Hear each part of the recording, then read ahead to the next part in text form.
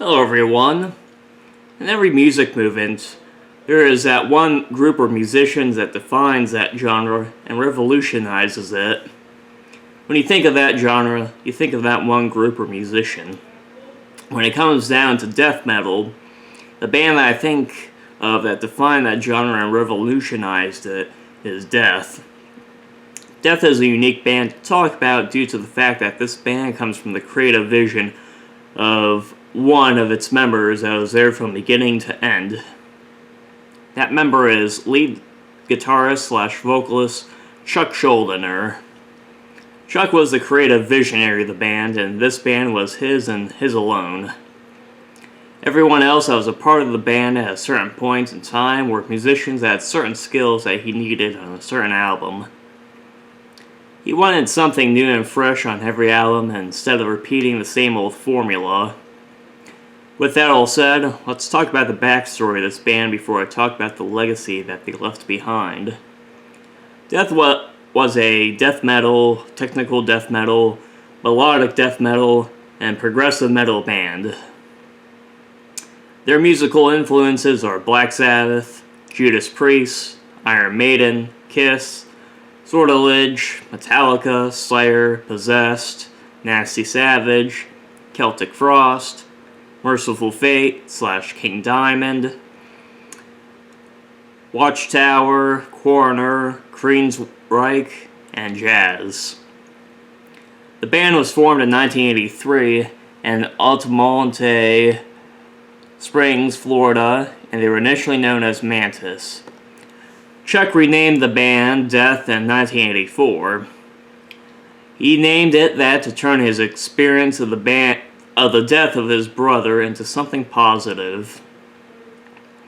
The band were a major part of the death metal movement that was going on in Florida and elsewhere in the mid to late 80s, along with Morbid Angel, Cannibal Corpse, Deicide, Obituary, Possessed, Autopsy, Monstrosity, Necrophagia, Malevolent, Creation, and Nasty Savage. They were also major parts of the technical death metal movement that was going on in the late 80s and early 90s, along with Atheist, Cynic, Pestilence, Nocturnus, Sadist, and Suffocation. All but Pestilence, Sadist, and Suffocation were part of the Florida death metal scene. In 1987, Death released their debut album, Scream Bloody Gore. Scream Bloody Gore is considered to be the first true death metal album and is considered a major pioneer in that genre. This album is the only one to feature drummer Chris Redford, and Chuck did vocals, wrote guitar, and bass for it. In 1989, Death released their second album titled Leprosy. This is the only album to feature guitarist Rick Ross and the first one to feature drummer Bill Andrews. In 1990, the band would release their third album titled Spiritual Healing. In this album, it shows that Chuck had moved away from gore and horror-themed lyrics to focusing on society and real-life horror such as serial killers, drug addiction, genetic reconstruction, and faith healers. This is the last album to feature drummer Bill Andrews, and the only one to feature guitarist James Murphy and bassist Terry Butler. In 1991, Death would release their fourth album titled Human. This is the first Death album to feature technical death metal / progressive metal, and this album is considered a major pioneer in the former genre. This is the first album to feature bassist Steve DiGiorgio, and the only one to feature drummer Sean Reinhart and guitarist Paul Masvidal. Sorry if I butcher any of these names, by the way. In 1993, Death would release their fifth album titled Individual Thought Patterns. This is the last album to feature bassist Steve DiGiorgio, the first to feature drummer Gene Hoglan, and the only one to feature guitarist Andy LaRocque. In 1995, Death would release their sixth album titled Symbolic. This is the first Death album to feature melodic death metal, and even if it isn't the first melodic death metal album to be released, that would be Heartwork by Carcass in 1993, it is influential to that genre nonetheless. This is the last album to feature drummer Gene Hoglan, and the only album to feature guitarist Bobby Coble and bassist Kelly Conlon.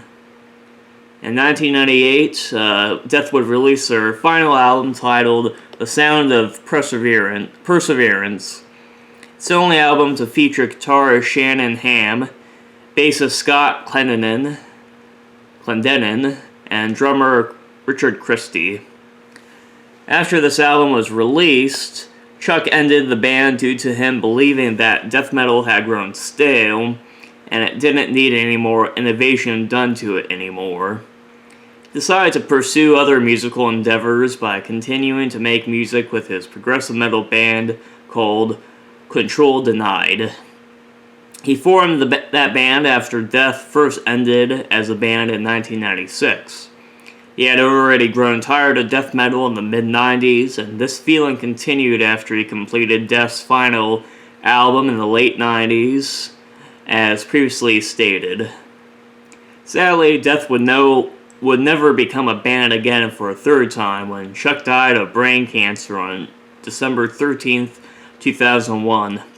Despite dying at the young age of 34, Chuck accomplished a lot in a short life.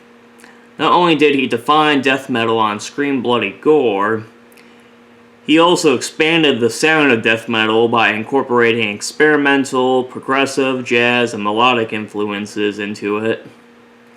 He did the most out of all death metal musicians in his era and influenced many because of it. He is truly a hero in the history of metal, and for that, I salute him. Well, this is the end of this video.